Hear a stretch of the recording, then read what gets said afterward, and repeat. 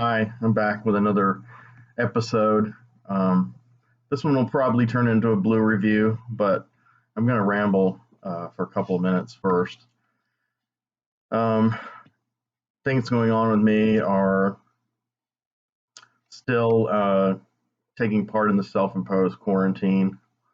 Um, my doctor signed me out of work until the 31st, I guess. Yes, today being the 27th. So, 4 more days, and I'm going to be here trying to nurse my wounds received in my crash. Still kind of lingering at the crash site because I'd rather be here at my home going through this than going through this out in public with other humans. That would make it infinitely worse. So I've been just kind of working on what I can here at the house. My eBay sales are way down, and that's been a problem building for a couple of weeks now, 2 or 3 weeks. And one of the sources of my despair. But they're picking up slightly in the last day or so, so I got some of that ready. I came very close to finally finishing a major step in something I want to put on my Flickr Street official website yesterday.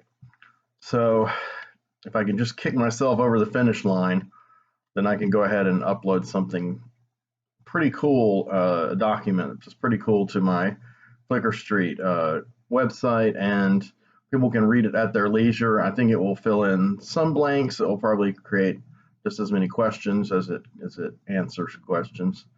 But it's a step in the right direction because it's a step toward the next work I'm going to do, which now that I know I can finish this one long work, I'm going to do another one, but I'm going to try not to take 2.5 years to finish it. Though actually the original drafts of these were written beginning in 2014, late 2014, and all the way up to January 2016.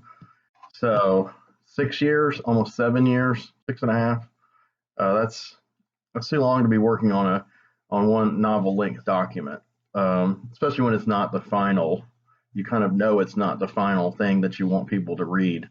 It's just something that are preparatory notes, but that people can try to decipher and enjoy on their own if they wish to. Not many have been able to penetrate it. I'll get into that on a Flickr Street video or kind of an arbitrary interlude video. I've been watching a lot of YouTube, watching my regular true crime channels.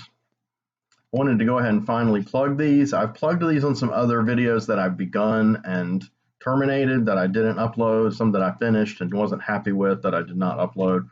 So I keep thinking I've gone over this, but I'm rewatching my videos and I'm realizing I've never mentioned this stuff at all. So I'll just mention two, and then we can carry on with where this is headed. One channel is called That Chapter, and it's the brainchild of this guy named Mike O. And Mike O, I don't know his full last name or if that is his last name, O-H. He seems to be Irish or Scottish, and not sure where he is based, but he does some really high quality content, and his channel is called That Chapter. I'm not sure of the significance of that, but that's kind of cool. And he usually puts out 2 videos a week. So he's been covering true crime here for a couple of years on YouTube. Before that, he was doing more paranormal and unexplained phenomena, kind of urban legends things. Now he's full on with the true crime. And one thing I like about his stuff is that he does some better known cases, but he does a lot of cases I've had never heard of. He ferrets out some really odd ones. Usually the ones he's been ferreting out that are to me obscure are in America and take place in either Florida or Texas, and a lot in Canada too. So he's kind of pinpointed those as some hot spots. Perhaps that's where some hellmouths are located or something. I don't know, but I love his channel.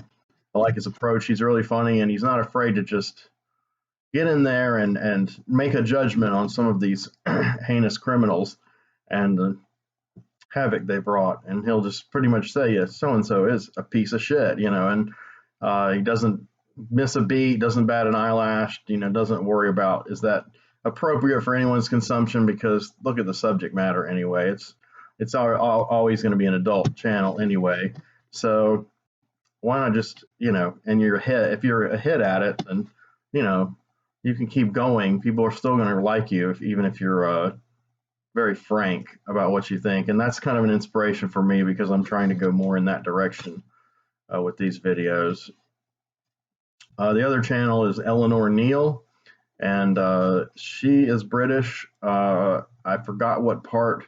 She's in England, I believe. Her accent, at first I thought it was Scottish. It was pretty thick, and then I realized it was not, unless she has a Scottish parent or something she heard it from. But I think it is English, but it's a really distinctive, thick English. It's very nice. I mean, when I first watched her, I had to kind of listen closely, but then after a while, it became really adorable. And she's a very pretty girl, young girl, and she's really smart and does exhaustive research.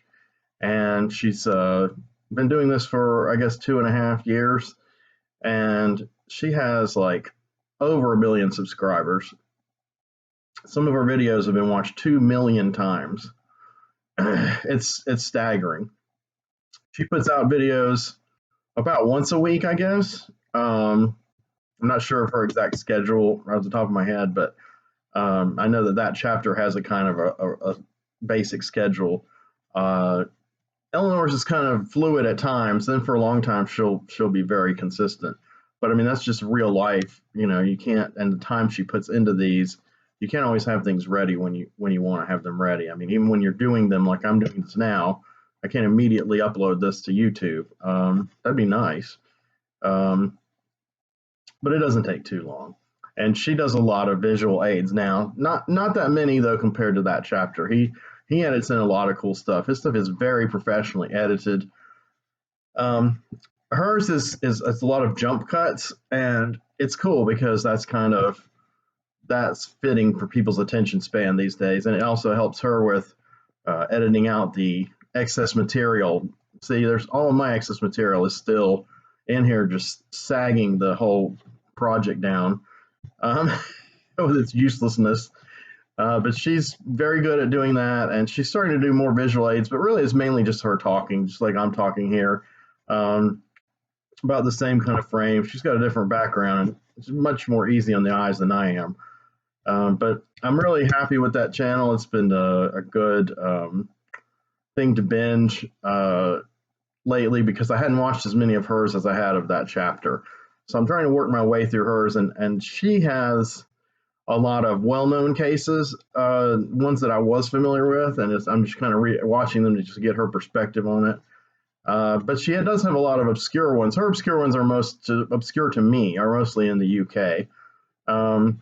Some areas that are especially, I think Manchester is one where a lot of things happen.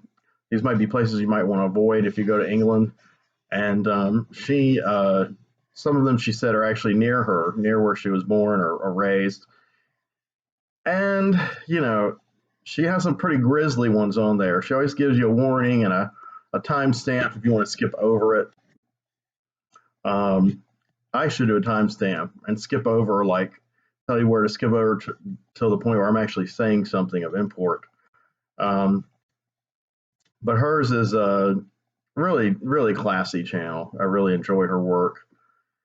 And it's been nice. It's helped kind of keep my mind off a lot of things, or at least keep it, distracted enough so it's not all-consuming,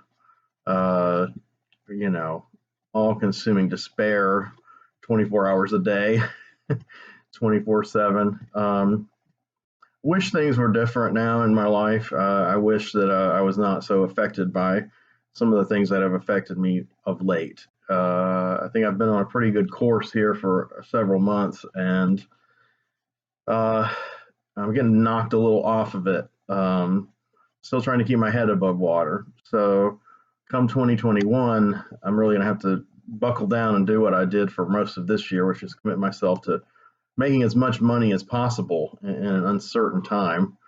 Um, so, uh, but I burnt out on my day job. It was one of the reasons I had to crash. I really realized that it's not just I'm getting away from it so that I can deal with it, but I mean getting away from it will help me deal with the inner struggles. Um, some of you have said some really nice things to me about my personal videos and have watched them all the way through amazingly, and I really appreciate it. They're incredibly they're incredibly personal. They're introspective. Um, they're actually better put together, I think, than this video because I'm a bit more calm when I'm doing them, and not as nervous, more at ease because I'm kind of just in this mindset of being completely myself. And maybe that strikes a chord with some people. Those videos seem to be the ones that people pay the most attention to initially when they're posted. And also the ones that have the greatest staying power as far as new views being added as time goes by. The only non soul bearing video that I've done that has really been really popular has been my first Twin Peaks video. It's gotten almost 100 views now, or 90, almost 90 views, and none of my other videos even come close to that. Though a couple of my personal ones are kind of verging, over 50. So I'm happy with that. Um, as far as those videos going forward and my content in general, I've already mentioned Flicker Street and arbitrary interludes and things of that nature.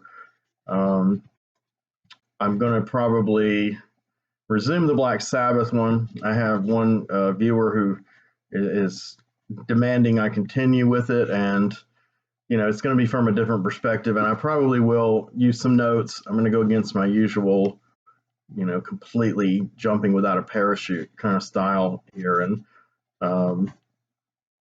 it's going to be more about the history of Black Sabbath and clearing up misconceptions and, factoids, trivia, commentary on songs, maybe reading some song lyrics and pondering them. So it could go on for many episodes. So I've got to kind of commit to it. So I've got to kind of be ready to begin it when I have all that together. I may or may not do another musical piece or two in the interim. There's one I've been working on a little bit on Hawkwind, and I think I could cover Hawkwind almost as exhaustively as Black Sabbath. I can't say that about many bands or artists. I really can't. There's going to be a lot of holes in my knowledge. I'm no authority. Sabbath, I think I'm kind of like a mini authority on. I'll go ahead and claim that. Mild authority. But as far as Hawkwind, I haven't heard every note of every album of theirs like I have Sabbath, but I've heard the lion's share of it. And, of course, there's tons of live bootlegs. And, essentially, how can you get through all that? I mean, they're really renowned as a live band, and they're not a jam band like people think of them nowadays, but they're kind of like their psychedelic improvisation to the level of like Pink Floyd did during their first kind of peak when Gilmour first joined the band, and they did albums like Uma Guma and then the Live at Pompeii. Hawkwind is a little closer to that, albeit more electronics. Whereas, the jam bands now are kind of influenced maybe by the Grateful Dead, but even the early Grateful Dead stuff is not overwhelmingly psychedelic, not what I consider psychedelic. I mean, I consider some of Hendrix's music to be psychedelic. I consider early Floyd to be psychedelic, and I consider Hawkwind completely to be psychedelic in addition to all the other many genres that they've played, which they've played in almost every conceivable genre. I don't think they've done a rap song yet. There's probably a few that they haven't touched. The only band I can think that's almost that diverse, or maybe more diverse as far as just musical styles, is Embryo, a German krautrock group who has been around 50 years. Not quite as long as Hawkwind, I think, maybe a year after Hawkwind they formed. But they both formed at the end of the 60s in their respective countries. And Embryo's gone through so much experimentation, and they've really altered completely what kind of band they are from one era to the other. Hawkwind has never completely gone off their track of space rock. I mean, they've always had the science fiction element in their lyrics, and they've always had this kind of otherworldly kind of sound. But within that, they've performed it with various different styles. They've never stopped experimenting. Their modern stuff is still modern sounding today. Some of their stuff from the 70s is modern sounding today. So I'm going to definitely talk about them at some point. I just don't know if it'll be the next thing I do, if it'll be after the Sabbath wraps up, or between the Sabbaths, or some other holiday. I don't know. So I've gone on quite a bit, and I was going to go ahead and make this a blue review, and I realized that blue reviews are, certain people watch every one of them, and certain people really dig them, and then most people just kind of ignore them. They're supportive, but they don't really watch them or watch them all the way through, I don't think, and that's okay. I mean, I'm not really clear exactly yet on who my audience is, though I do know probably about a dozen people that are regular members of it. So for you guys who are regular members, I'll throw this out here. I'm going to try to remember. These Eleanor Neal videos have been reminding me to do this. At the end, I'll try to remember to throw this out there. Is please subscribe if you like the channel at all. Just hit subscribe and hit the thumbs up if you liked that video. You don't really have to do anything beyond that. If you want to make a comment, that's very cool. Unless they're like really cruel and sadistic, in which case I'll just refute them and then delete them.